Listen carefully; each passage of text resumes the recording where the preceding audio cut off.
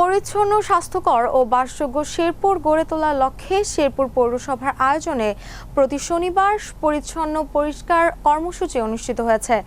শনিবার সকালে অনুষ্ঠিত এই কর্মসূচির ধারাবাহিকতায় শেরপুরের জেলা প্রশাসক ও জেলা ম্যাজিস্ট্রেট ফরিদা ইয়াসমিন পৌর শহরের বিভিন্ন সড়ক ও পরিচ্ছন্নতা কার্যক্রম পরিচালনা করেন।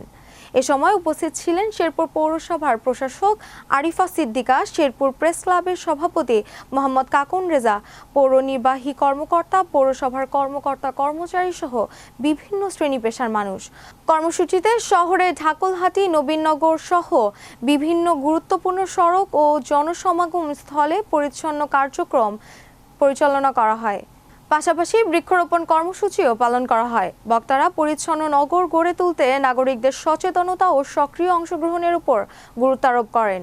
শেরপুর পৌর কর্তৃপক্ষ জানান, শহরে ডেঙ্গুর প্রাদুর্ভাব কমাতে এবং একটি পরিচ্ছন্ন, স্বাস্থ্যকর ও সবুজ শেরপুর গড়ে তুলতে এই ধরনের কর্মসূচি ভবিষ্যতেও ধারাবাহিকভাবে পরিচালিত হবে।